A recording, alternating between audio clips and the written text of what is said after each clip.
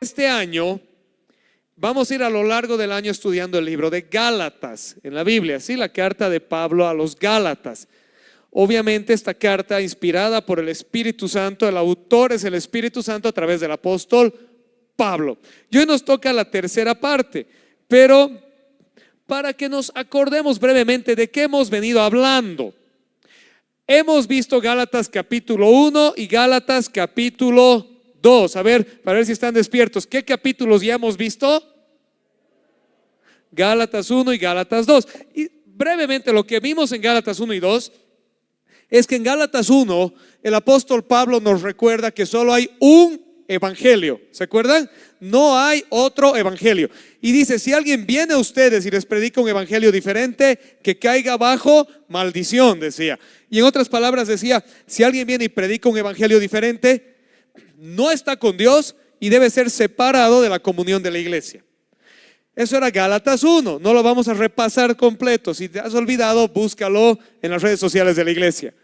Gálatas 2, en Gálatas 2, el apóstol Pablo nos recuerda que cuando Dios nos llama, no nos llama a ser autónomos, no nos llama a que haga yo mis cosas yo solito como yo quiero, nos llama a vivir en cuerpo, en iglesia, bajo sujeción de autoridad. El mismo apóstol Pablo, que Cristo en persona lo llamó, le enseñó el evangelio en persona, le dio toda la revelación Cristo en persona. El mismo apóstol Pablo fue no una, dos veces a Jerusalén a hablar con los apóstoles para asegurarse de que lo que él predicaba era lo mismo que predicaban los apóstoles y para que le den su sello de aprobación. Amén, ¿estamos aquí? ¿Sí? Entonces, no existen llamados unipersonales, no existen autollamados o llamados independientes. El llamado es en el contexto del cuerpo de la iglesia. Y finalmente nos recuerdan estos dos capítulos, Gálatas 1 y 2, que por qué el evangelio es solo uno, por qué no hay otro evangelio, porque es el evangelio de Jesucristo, de Dios mismo. No es un invento humano, no es una idea humana, no es una filosofía humana, es la revelación de Dios dada para nosotros con el fin de darnos salvación, de llamarnos a una relación con Él. Amén, iglesia. ¿Están aquí? Amén. Entonces Pablo concluye esa sección con estos dos versículos famosos y bien conocidos. Los pueden leer a la 1, a las 2 y a las 3.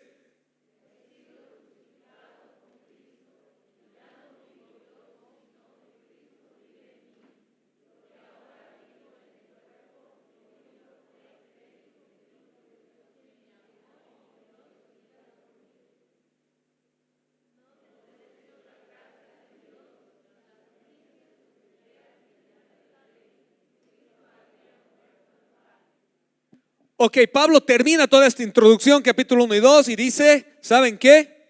De hoy en adelante, a través de la fe, de mi unión con Cristo, ahora ya no vivo yo, ya no hago lo que yo quiero, ya no vivo como yo quiero. Cristo vive en mí. Y lo que ahora vivo en este cuerpo mortal, lo vivo por fe en Él, porque Él se dio por mí y me amó primero. Amén. Y luego dice, me encanta el versículo 21, no desecho la gracia de Dios. No desecho la gracia de Dios. Esta es una de las declaraciones más fuertes de la Biblia, escúchala bien. ¿Cómo te sientes si vas donde alguien que amas? Pensá tu papá, tu mamá, tu esposa o esposo, tus hijos, y has comprado algo hermoso que te ha costado todo, has ahorrado todo el año y querías darles ese regalo precioso, y vas donde ellos y dices, mira, tengo esto para ti, me he esforzado para dártelo, y te lo devuelven y te dicen, ¿lo puedo cambiar? Y te dicen, gracias por este regalo que me has dado, ahora me has puesto en problemas porque tan lindo regalo, ahora me toca a mí darte algo similar. ¿Cómo te sientes?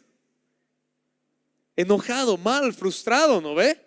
Te estoy dando esto por amor, no para que me des algo similar o más grande, no para que vayas y lo cambies por otra cosa. Cuando Pablo dice no desecho la gracia de Dios, eso es lo que está diciendo. Que cuando nosotros tratamos de volver a las obras para ganarnos a Dios, estamos desechando la gracia de Dios. Le estamos devolviendo a Dios lo que Él hizo por nosotros por amor. Estamos afrentando el amor de Dios. Y entonces continúa el apóstol Pablo en el capítulo 3, hoy vamos a hablar del capítulo 3, explicándonos esto y explicándonos cómo es que muchas veces nosotros, los seres humanos, recibimos el regalo de Dios y luego empezamos a desecharlo. Y comienza con otra de las Gálatas. Es una carta bien simpática, porque el apóstol Pablo usa lenguaje bien fuerte. Así es el lenguaje que los profesores ahora, si le dicen eso a un estudiante, lo llaman a la dirección al profesor, no al estudiante. Y Pablo comienza diciéndoles: no sean tontos. Míralo a ver con mucho cariño y respeto al vecino y dile: la Biblia dice que no seas tonto. Vamos a ver si. Ok. Vamos a leer. Vamos a leer. Gálatas 3, del 1 al 6. A ver, lean la primera frase conmigo fuerte. Los traductores del NBI se han asustado, han dicho: si ponemos tontos, nadie va a comprar esta Biblia. Así que han puesto torpes, ¿ya? Sí. Gálatas, tontos, eso es lo que les dice el apóstol Pablo. Necios, insensatos, incautos, fatuos, ¿ya? ¿Quién los ha hechizado a ustedes, ante quienes Jesucristo crucificado ha sido presentado tan claramente? Solo quiero que respondan a esto: ¿recibieron al Espíritu por las obras que demanda la ley o por la fe con que aceptaron el mensaje? Tan torpes son. Acuérdense, torpes es palabra amable para decir tan tontos son, tan necios son. Después de haber comenzado con el Espíritu, ¿pretenden ahora perfeccionarse con esfuerzos humanos? ¿Tanto sufrir para nada, si es que de veras fue para nada? Al darles Dios su Espíritu y hacer milagros entre ustedes, ¿lo hace por las obras que demanda la ley o por la fe con que han aceptado el mensaje?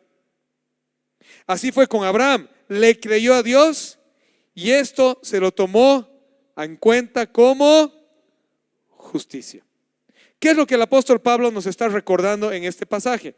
En primer lugar, la recepción del Espíritu Santo es el resultado de la respuesta en fe al Evangelio, no de méritos propios. ¿Hola? ¿Sí?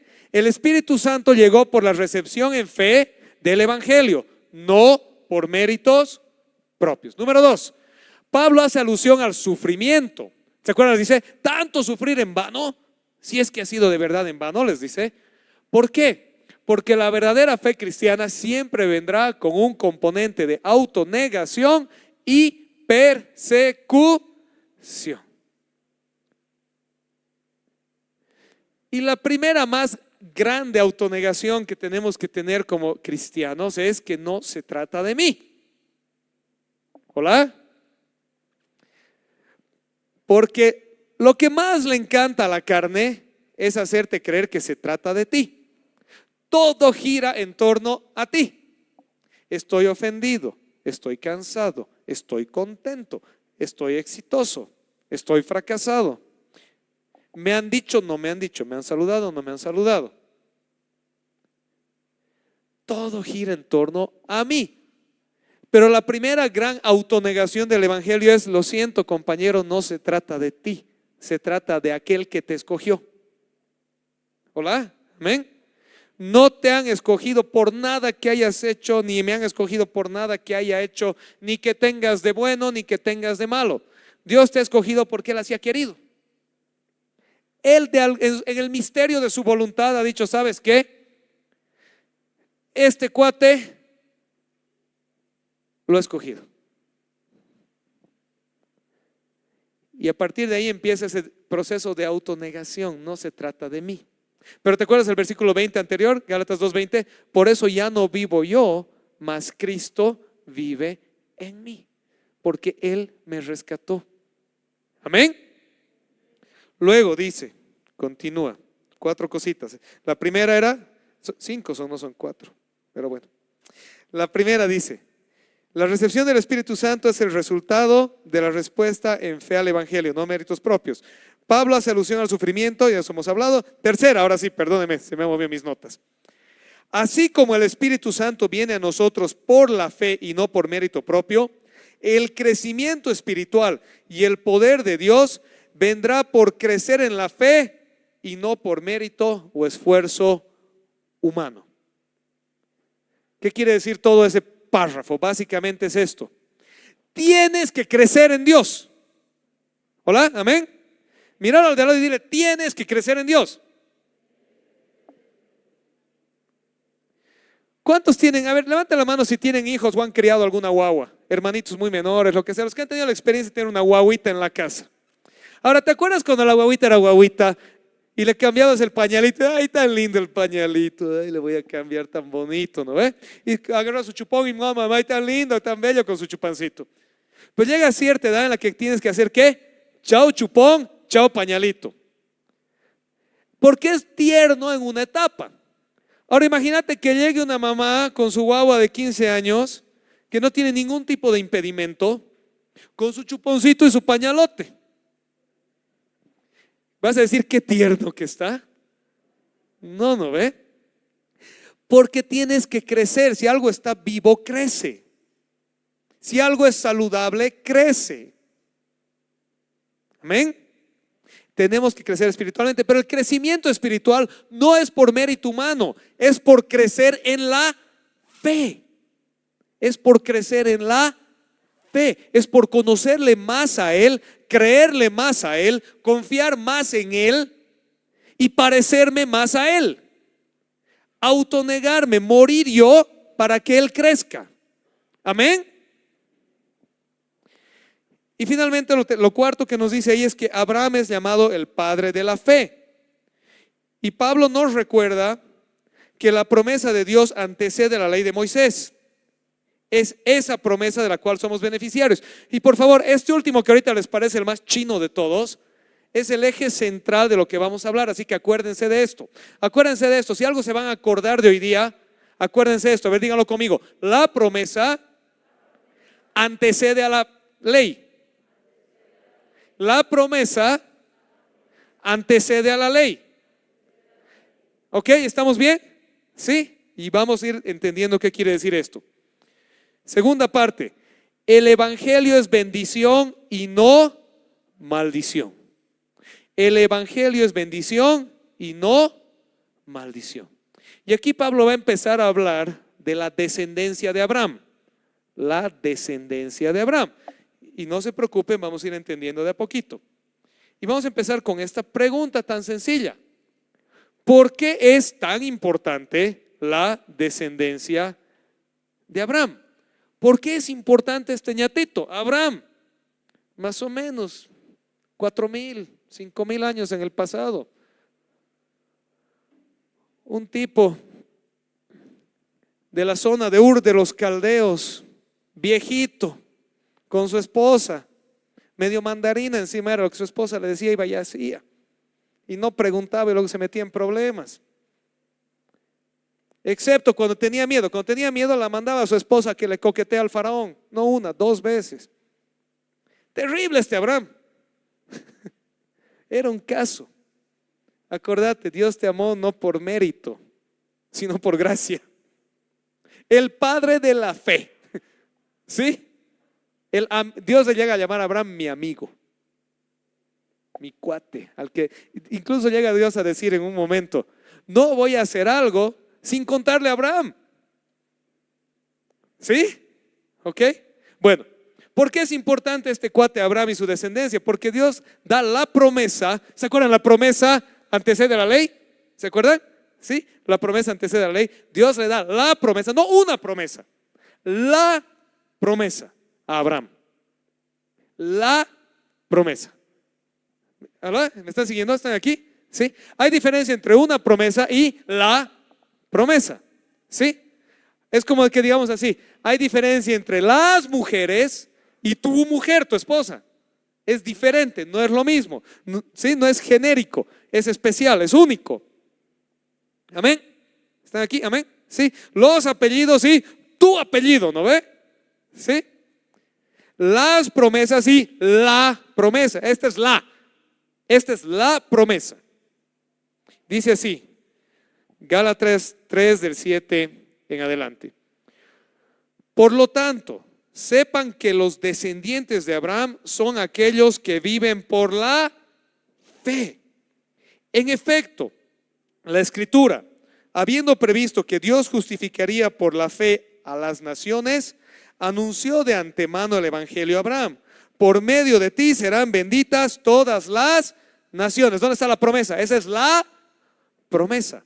Por medio de ti serán benditas todas las naciones. Pero por favor, en la primera parte, la Escritura, habiendo previsto que Dios justificará por la fe a las naciones, ¿qué hizo? Anunció de antemano. ¿Qué anunció de antemano?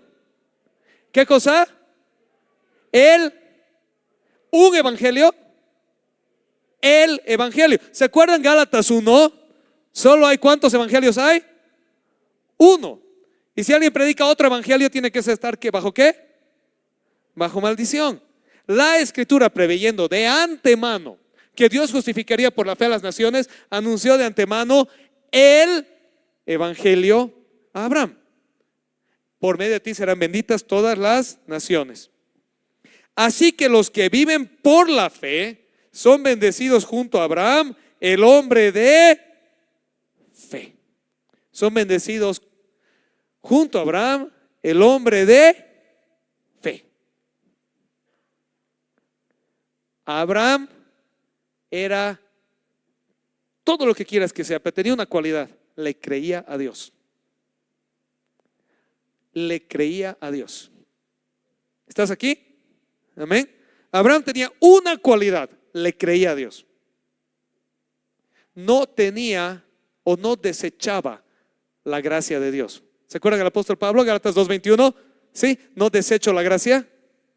¿Sí? Abraham tampoco. Se apropió de esa gracia de Dios y le creyó a Dios. Le creyó a Dios al punto de estar dispuesto a subirse al cerro y devolverle la promesa que Dios le había hecho a su hijo Isaac. Y el libro de Hebreos nos dice: Abraham estuvo dispuesto porque sabía que Dios era capaz de levantarlo de los muertos si era necesario, porque Dios cumple lo que promete. Amén. No me han seguido. Abraham tenía tal fe que estaba seguro que si Isaac se moría, Dios lo resucitaba, porque Dios cumple lo que promete. Amén. Eso es fe. Fe es estar seguro que si Dios te ha prometido algo, aunque lo veas muerto, Dios lo puede resucitar, porque Dios cumple lo que promete. Amén. Pensé que se iban a alegrar un poco más, pero bueno. Dios cumple lo que promete. Y si lo ves muerto, no te preocupes. Dios tiene el poder para resucitarlo y hacer cumplir su promesa. Amén. Pero recuerda lo que aquí el apóstol Pablo nos está diciendo: Dios no ha cambiado su pacto de salvación con la humanidad. La salvación siempre fue y será por fe en Él. La diferencia es que desde Abraham hasta Jesús es la espera de la promesa, y de Jesús en adelante es el cumplimiento de la promesa. Dios le dio a Abraham una promesa: en ti serán benditas todas las naciones de la tierra. Y desde Abraham para adelante era la expectativa, la esperanza de esa promesa. Y cuando vino Jesús es el cumplimiento de la promesa. Nosotros ya vivimos en la etapa del cumplimiento, ya no en la etapa de la expectativa. Podemos mirar atrás y decir: en ese Calvario, en la cruz y en la resurrección fue cumplida esa promesa de Dios. Ahora soy bendecido por la fe. La promesa para Abraham era: en ti serán bendecidas. En Cristo fueron bendecidas. ¿Estás aquí? Hola, amén.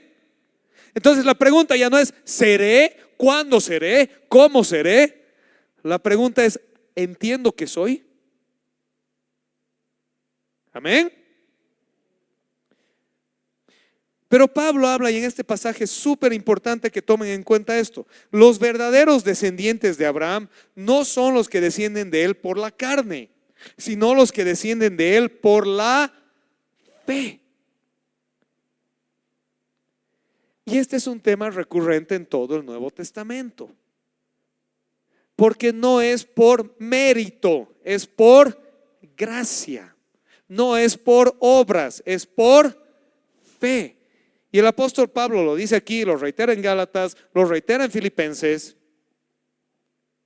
Los verdaderos descendientes de Abraham son los herederos de la fe de Abraham, no los herederos de la genética de Abraham. ¿Hola? ¿Amén? Los verdaderos descendientes de Abraham, los herederos de la promesa hecha por Dios a Abraham, son los herederos de la fe de Abraham, no de la genética de Abraham. La promesa era: por ti por medio de ti, Abraham, serán benditas todas las naciones de la tierra. Y vamos a retomar este punto en un momento. Pero así como Abraham fue hallado justo delante de Dios por su fe, aquellos que siguen el ejemplo de Abraham, el ejemplo de la fe en Dios, son igualmente bendecidos. ¿Continuamos leyendo? ¿Hola? ¿Continuamos leyendo? ¿Sí? Ok. Versículo 10. Léanlo ustedes. 1, 2, 3, vamos.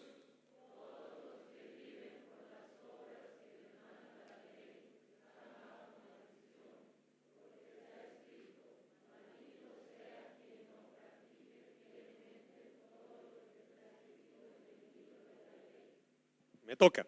Ahora bien, es evidente que por la ley nadie es justificado delante de Dios, porque el justo por la fe vivirá. Les toca.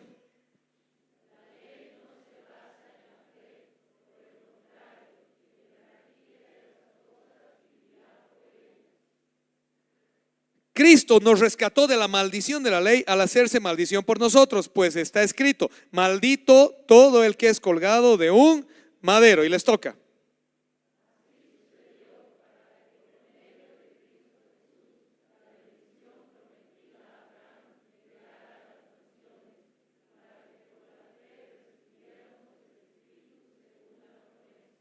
Amén. Quiero que no pases por alto este contraste. Por favor, versículo 11, el justo por la fe vivirá.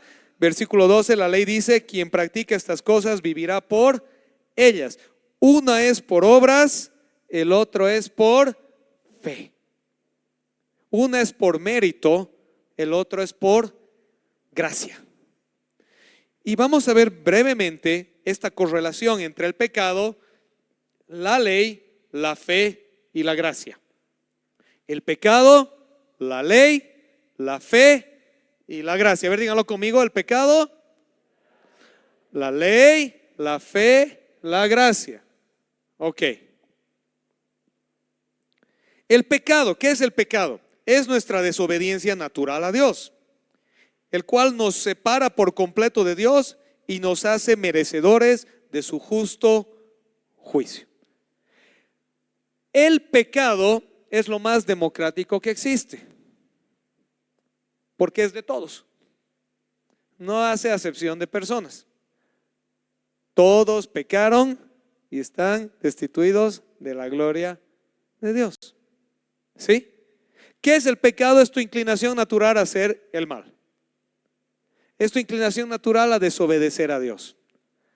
Es nuestra inclinación natural a ser desobedientes, orgullosos, egocéntricos, egoístas, pendencieros. Todas esas cosas son nada más que el resultado del pecado. El pecado es esa naturaleza que tenemos nosotros, que está engranada en nosotros. ¿Qué es la ley? La ley de Moisés, la ley del Antiguo Testamento, la ley del Éxodo, del Levítico, del Deuteronomio. ¿Qué es la ley? La ley es la perfección de Dios plasmada en forma de estatutos de vida. Esa no se la sabían, ¿no? ¿Qué es la ley? La ley es la perfección de Dios plasmada en forma de estatutos de vida. ¿Hola? ¿Están aquí? ¿Sí? La ley básicamente es esto: así quiere Dios que vivas. Y es perfecto. Por eso la ley afirma, el que haga estas cosas vivirá por ellas. ¿Te acuerdas el versículo 13? El que haga estas cosas vivirá por ellas. Porque el que haga toda la ley de manera perfecta va a vivir la perfección de Dios. ¿Cuál es el problema? El problema es que la ley es perfecta y yo no. Y por lo tanto la ley es imposible de cumplir. Entonces la ley pone en evidencia nuestro pecado y nos condena. Ese es el objetivo de la ley del Antiguo Testamento. El objetivo de la ley del Antiguo Testamento es venir donde el Jairo, un hijo de Dios, un hombre bueno, valiente, íntegro, responsable, ejemplo de esfuerzo, fidelidad, y decirle: Jairo, esta es la perfección de Dios, ¿la cumples o no? Y empezar a medir cada momento de tu vida, no ahorita, cada momento de tu vida en el espejo de la ley. Y la ley dice, por ejemplo, si tu hijo es rebelde y contumaz, palabras a los que les gusta la Reina Valera, llévalo a la entrada del pueblo y apedréalo delante de todos, para que así extirpes el mal de en medio de ti.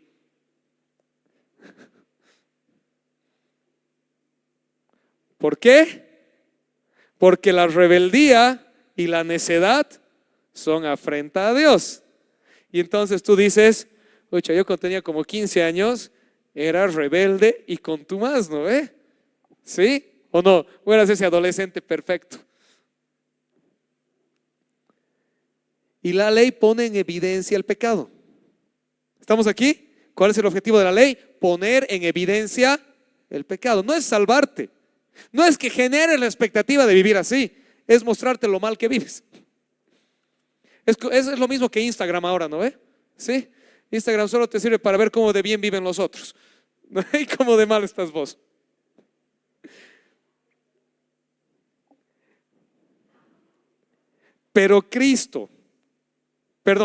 Pero antes de revelar su ley, ¿te acuerdas lo que hoy día nos teníamos que acordar? La promesa antecede a la... Ya se han olvidado. La promesa antecede a... ¿Cuál viene antes? La promesa antecede a la ley. Ahora estás un poco más feliz de que la promesa venga antes de la ley, ¿no? ¿Sí? Antes de revelar su ley, Dios prometió que un día bendeciría a todas las naciones de la tierra a través de la fe. La fe es antes de la ley.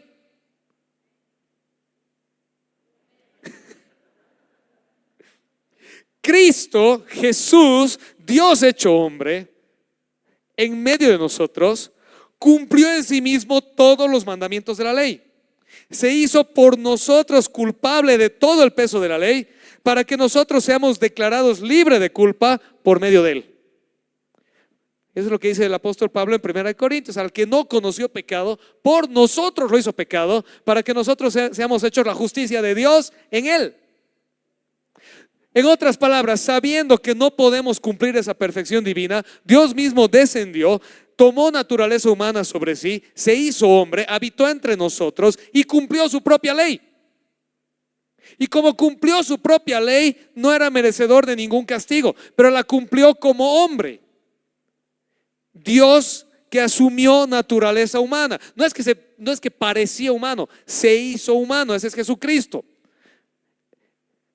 La segunda persona de la divinidad, el Logos divino, Dios Hijo, hecho hombre, habitó entre nosotros, nació de María Virgen y cumplió la ley. Y como cumplió la ley, no era digno de ningún castigo, pero se achacó sobre sí todo el castigo de la ley, a fin de darnos a nosotros su gracia. ¿Estás aquí? Esa es la gracia de Dios, que a Él sea imputada nuestra culpa, a cambio de que a nosotros sea imputada su justicia. A Él le fue achacada nuestra culpa y a nosotros nos fue dada su justicia. Por eso, ahora no vivimos por obras de la ley, sino por la fe en aquel que cumplió la ley en favor nuestro. Amén. Entonces continúa el pasaje y dice: la promesa es antes que la ley. Pero antes de pasar, ¿hemos entendido un poco la relación entre pecado, ley, fe y gracia? El pecado es nuestra naturaleza, la ley es lo que pone en evidencia el pecado. La gracia es el hecho de que Dios se achacó a sí mismo la culpa de la ley para darnos a nosotros su justicia. Y la fe es ese mecanismo divino por el cual aceptamos aquello, por el cual lo recibimos. ¿Sí? Alguien ponía este ejemplo: la gracia es el plato de comida, la fe es el tenedor con el cual comes. Sin fe la comida sigue ahí, pero no la puedes comer. Pero si tienes un tenedor sin plato, no te sirve para nada. La fe efectiva es la fe en el Evangelio de Jesucristo. Amén. Tú puedes tener fe en 10,000 cosas, pero la fe efectiva, hoy estamos hablando de absolutos: la promesa, la ley, el Evangelio, la fe. A los que no les gustan los absolutos, bienvenidos a la gracia de Dios. La promesa es antes que la ley. ¿Qué le dijo Dios a Abraham? Al famoso Abraham, seguimos hablando de Abraham. Ya hemos visto más o menos qué le prometió, pero vamos a ver acá en el libro de Génesis, al principio de la historia. Dice así: bendeciré a los que te bendigan y maldeciré a los que te maldigan. Por medio de ti serán benditas todas las familias de la tierra. Y luego Dios se le aparece a Abraham y le dice: yo le daré esta tierra a tu descendencia. A tu descendencia. Ahora escúcheme aquí, porque esto es súper importante. Un último dato importante de la mañana, dato curioso. La palabra descendencia, que tenemos ahí traducida bien bonita, es literalmente la palabra a ver, ¿cómo se los pongo?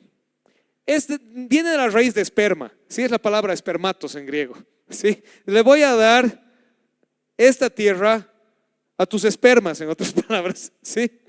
Y esa palabra puede ser singular o plural. Puede ser descendencia entendido como mi descendiente, o puede ser descendencia entendida como el pueblo de mi descendencia. ¿Me están siguiendo? ¿Sí?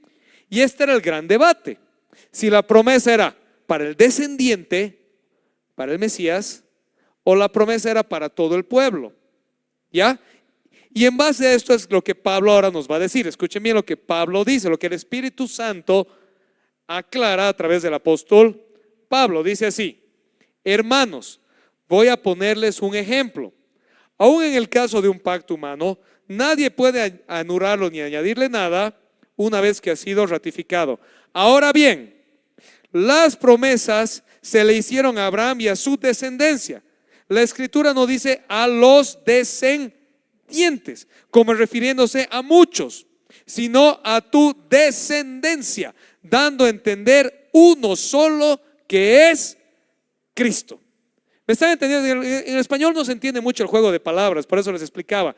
Pero en el griego original el juego de palabras es bien claro, es la misma palabra que está de fondo. La promesa podía ser o a los descendientes plural o a un descendiente en particular, ¿sí?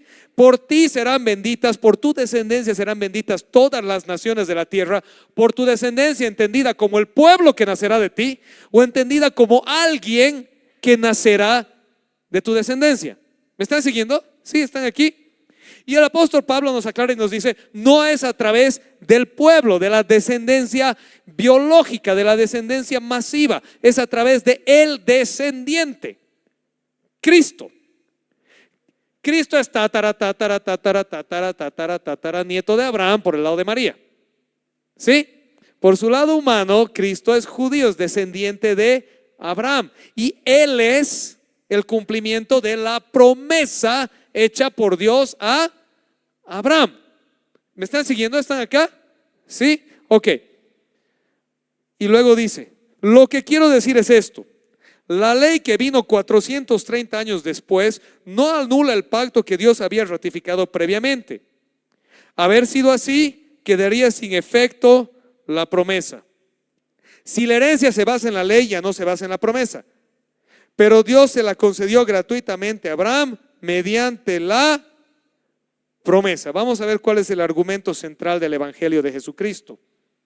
Básicamente es esto. El pacto de redención por medio de la fe antecede el pacto de obras por medio de la ley. Acuérdense, la promesa antecede a la... Tres siguen despiertos. La promesa antecede a la promesa es antes que la ley. El pacto de fe fue hecho para un solo descendiente de Abraham, no para muchos. Este descendiente no es otro que Jesucristo. La promesa de bendecir a todas las familias de la tierra era a través de un descendiente de Abraham, y ese descendiente fue Jesucristo. ¿Sí? La herencia de la fe es por medio de una promesa. La herencia de la ley es por medio de obras. La promesa de la fe es bendición a todas las familias de la tierra. La estipulación de la ley es condena a quien incumpla un mandamiento. En otras palabras, se los voy a poner de esta manera y con esto estamos terminando. En el mundo en el que Pablo escribe esto, en la ley grecorromana, ¿por qué Pablo dice lo siguiente? A ver, despierten. Aquí hay varios abogados. Dice, hermanos, voy a ponerles un ejemplo. Aún en el caso de un pacto humano, nadie puede anularlo ni añadirle nada una vez que ha sido ratificado. En la ley grecorromana, en la que Pablo escribe esto, sucedió una cosa. A ver, ven Jairito, ven, me vas a ayudar una vez más. Él es Jairito, ¿sí? Y vamos a pedir al Boris que nos ayude. Véngase, Boris, denle un aplauso al Boris. El Boris y el Jairo van a hacer un pacto. Hagan un pacto, dense la mano. Y el pacto que han hecho, están ratificando un pacto en el que dice, el Boris dice, cuando yo parta a la presencia del Señor, todo lo mío, todo lo que tengo se va a quedar contigo. Es tuyo, eres mi heredero. ¿Sí? Pero el Boris camina por la vida feliz y contento y ve una sonrisa, unos ojos risueños, unos rizos, y se enamora y se va corriendo y dice, sé mi esposa mía, le dice. Y entonces dice, ¿y ahora qué he hecho? Porque lo he declarado al Jairo mi herederus. Y se va donde un juez, ahí va a ver quién es el Cris, tiene cara de juez, ven Cris. Y se va donde el Cris y le dice, te cuento que tengo un pacto con el Jairito para que sea mi heredero, pero me gusta pues la Adri. Y quiero añadirla como heredera, quiero que ella sea mi heredera, ya no el Jairo. En la ley grecorromana no se podía hacer eso. Una vez que un pacto había sido ratificado, aunque tú hagas 5 pactos más, no podías eliminar al heredero original del pacto. Ya lo había declarado el heredero, ya era heredero. No podías desheredar. ¿Sí? ¿Entienden? Entonces, lo siento, vas a tener que dar explicaciones a Adri. Denles un aplauso, porfa. Gracias, chicos. Ahora, ¿por qué esto es importante? Fíjense, ¿por qué esto es importante? Porque el pacto de redención por la fe antecede al pacto de obras de la ley. ¿Se acuerdan lo que hemos aprendido esta mañana? La fe antecede a... Sigo tratando de que despierten. La fe antecede a... La fe es antes de la ley. Había una promesa hecha a Abraham que en su descendencia serían benditas todas las naciones de la tierra. Y esa promesa es antes de la ley. Entonces la ley vino. ¿Y para qué vino la ley? Tienen que venir el próximo domingo para responder esa pregunta. Ese es tema de la próxima semana. La ley tiene un propósito. Pero antes de ver el propósito de la ley, que lo vamos a ver la próxima semana, tenemos que recordar que hay una cosa para la que la ley no vino. La ley no vino para salvarnos. La ley no vino para justificarnos. La ley no vino para que nos ganemos a Dios. Había una promesa anterior a eso, y era la promesa de la fe. Y para eso vino Cristo, para cumplir esa promesa. ¿Amén? ¿Están aquí todavía? ¿Amén? ¿Están despiertos o no? Entonces ahora quisiera que recordemos la hermosura del Evangelio de Jesucristo para nosotros. Y quisiera que lo lean a la 1, a las 2 y a las 3.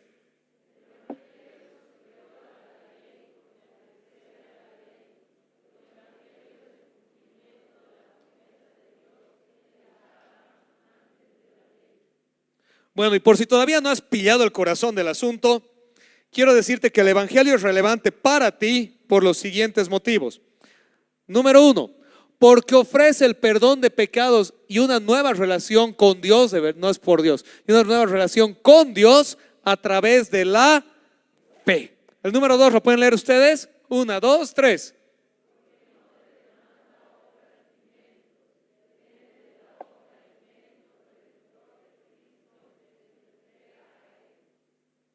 Número 3, porque no está limitado a un pueblo escogido que desciende físicamente de Abraham, sino que está abierto a todos los verdaderos descendientes de Abraham, todos aquellos que son herederos de la fe verdadera. No importa tu contexto, tu apellido, tu genética, tu estatus, no importa nada más que tu fe. Es por fe, no es por obras. Es por fe, no es por obras. Y entonces, en conclusión, el punto de partida y fundamento es este: Dios no te ama por lo que hagas o dejes de hacer. Dios te ama por lo que Cristo hizo por ti. Amén. A la mitad siguen despiertos. Míralo al de al lado y dile: Dios no te ama por lo que hagas o dejes de hacer. Dios te ama por lo que Cristo hizo por ti. Y ese debe ser el concepto más liberador en el planeta entero. Dios te ama por lo que Cristo hizo por ti. ¿Podemos ponernos de pie? Vamos a ver un par de aplicaciones. Aplicaciones para tu vida. Quiero que las escuches y medites en este par de aplicaciones. La primera: el mundo nunca te amará incondicionalmente. El amor del mundo siempre viene condicionado a lo que se espera de ti. Dios te ama incondicionalmente, no porque te lo merezcas, sino porque Él así lo escogió. Te voy a contar una anécdota que creo que la mayoría en algún momento la hemos vivido.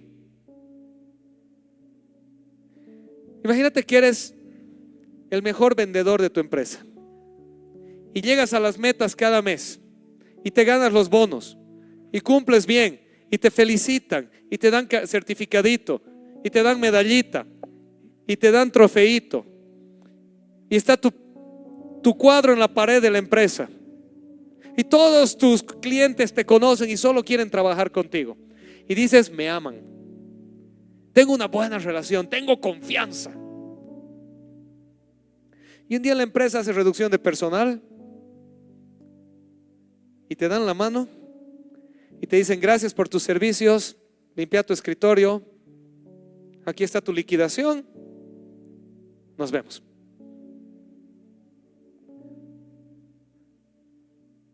Porque solamente eras amado y recompensado en función del valor que le otorgabas a la empresa. Y cuando eres muy caro, ya no sirves.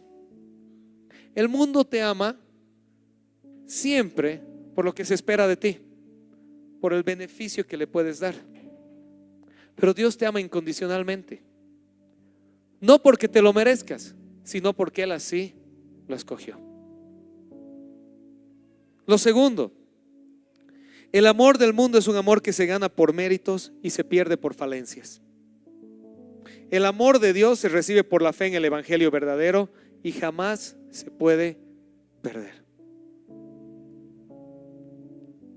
El amor del mundo te lo ganas y cuando te lo dejas de ganar, te lo pierdes. Si no es un ejercicio, busca a los personajes más populares de la historia, los más famosos, los más amados, y fíjate qué pasó cuando dejaron de agradar a las masas. Pensá en el artista más famoso. Y fíjate qué pasó cuando vino alguien más jovencito o jovencita. El amor del mundo es un amor que te lo ganas. Y así como te lo ganas, lo pierdes. Pero el amor de Dios no es algo que te lo ganas, es algo que recibes. ¿Entiendes la diferencia? El amor de Dios no es algo que ganas, es algo que recibes. Y así como no te lo has ganado, no lo puedes perder. Amén. Y quiero dejarles un recordatorio final. De tiempo en tiempo los judaizantes aparecen o parecen resurgir en la iglesia. ¿Quiénes son los judaizantes? ¿Por qué esa palabra? Porque el asunto de Gálatas era esto era lo que pasaba en Gálatas. ¿Por qué Pablo escribe todo esto? Ven Charlie, hermano, ayúdame, tú que eres jovencito, modelo. ¿Se acuerdan de nuestro Jesucristo de Semana Santa? Denle un aplauso al Charlie. ¿Eres judío de raza? ¿Sí? ¿Medio judío? ¿No? No es judío, excelente, qué bien. Ya, ¿por qué? Porque la mayoría de la gente en Galacia, en la iglesia de Gálatas, eran como el Charlie, eran como yo, eran como Ladri, eran gentiles, eran descendientes de Abraham por la fe, no por la genética. Y cuando Pablo llegó y les predicó el evangelio, se alegraron, porque escucharon lo mismo que ustedes han escuchado hoy día. ¿Sí? Dios me ama, Dios me ama, me ha recibido, me ha aceptado. Y estaban felices. Tenían el Espíritu Santo. Dios obraba milagros en medio de ellos. Y llega otro grupo de amigos. A ver quién tiene una carita simpática por aquí, aquí, a ver, aquí. Don George, ven, tú tienes cara de judío, ven. Y llega el Jorge. Y el Jorge es judío de pura cepa. ¿Sí? Pero se ha hecho cristiano también. Pero el Jorge ha llegado que es judío, es descendiente de Abraham por la carne. Y ha venido donde el Charlie ha dicho: oye Carlitos, está bien que seas cristiano, pero para ser cristiano primero tienes que ser judío. Y la muestra de que eres judío, Carlitos, no lo estoy diciendo en chistes, de verdad. Como buen varón, es que te tienes que circuncidar. Para ser miembro de la iglesia de Cristo, tienes que circuncidarte. Y los hermanos gentiles se ponen tristes, porque algunos no se querían circuncidar, o porque estaban asustados. No era por gracia, ahora me tengo que hacer judío. Y Pablo llega, ¿se acuerdan de lo que le dice al Charlie? Les dice a los Gálatas, Gálatas, que era la palabrita esa fuerte que no les gusta traducir a los traductores, tontos, habiendo empezado por el Espíritu, ahora vas a terminar por las obras de la ley. Si el Espíritu Santo ya vino a ti por gracia, ¿para qué estás buscando la ley? Y eso se llamaban judaizantes, los que venían a la iglesia y le decían: está bien que seas cristiano, pero para ser cristiano de verdad debes cumplir la ley. Debes guardar el sábado, no comas cerdo, circuncidate. ¿Sí? Denles un aplauso a los chicos. Y de tiempo en tiempo ese espíritu de legalismo vuelve a aparecer en la iglesia. Tal vez no van a venir y te van a decir que te circuncides, espero que no, pero te exigen otra serie de cosas relacionadas a la ley de Moisés. De vez en cuando aparece en la iglesia esa cabecita de legalismo. Si eres de verdad cristiano, ¿por qué no guardas el sábado? Si eres de verdad cristiano, ¿por qué no haces tal cosa? Si eres de verdad cristiano, ¿por qué ta? Cuando este tipo de hermanos aparezcan en tu camino, recuerda la carta a los Gálatas. Recuerda que la promesa de la fe es superior a las exigencias de la ley. Amén. Cuando venga una voz a ti, ¿de dónde venga? Del mundo, de la carne, del diablo, de algún hermano confundido, y te diga: si de verdad quieres saber que Dios te ama, tienes que hacer esto. Si de verdad quieres vivir con Dios, tienes que hacer esto. Te tienes que ganar a Dios. Acuérdate lo que hoy has aprendido: la promesa antecede a la ley. A ver, díganlo fuerte. No he recibido el Espíritu Santo por las obras de la ley, lo he recibido por creer en fe. Dios no me ha escogido porque yo cumpla bien lo que tengo que hacer. Dios me ha escogido por gracia. La promesa antecede a la ley. A ver, díganlo. Y yo soy descendiente de Abraham, no por la genética que no sirve para nada, sino por la fe del Hijo de Dios. Amén. ¿Sí? ¿Quiere decir que la ley no sirve para nada? Tiene su función, de eso vamos a hablar la otra semana. ¿Quiere decir que ahora puedo hacer lo que me da la gana porque es por fe y no por obras? No, ya vamos a llegar al capítulo 5, no se preocupen. Pero tienes que pararte sobre un buen cimiento para construir una casa firme. Y el buen cimiento es este: la fe antecede a la ley. Dios te ha dado su espíritu, Dios te ama, Dios te ha escogido, Dios te ha perdonado, no por ti, por Él. No te ganas el amor de Dios, lo recibes. Amén. ¿Oramos? ¿Hay alguien que está contento aquí? ¿Pueden decir amén, pero en serio? O darle un aplauso a Dios, no sé lo que ustedes quieran. Amén. Señor amado Dios, te damos gracias el día de hoy. Te damos gracias, Señor, porque realmente qué hermoso que tú, habiendo previsto que un día salvarías a todas las naciones de la tierra, ya a Abraham le entregaste el evangelio y dijiste: en tu simiente serán benditas todas las naciones de la tierra. Y sí, después diste tu ley para mostrarnos la necesidad de salvación, para hacer evidente el pecado.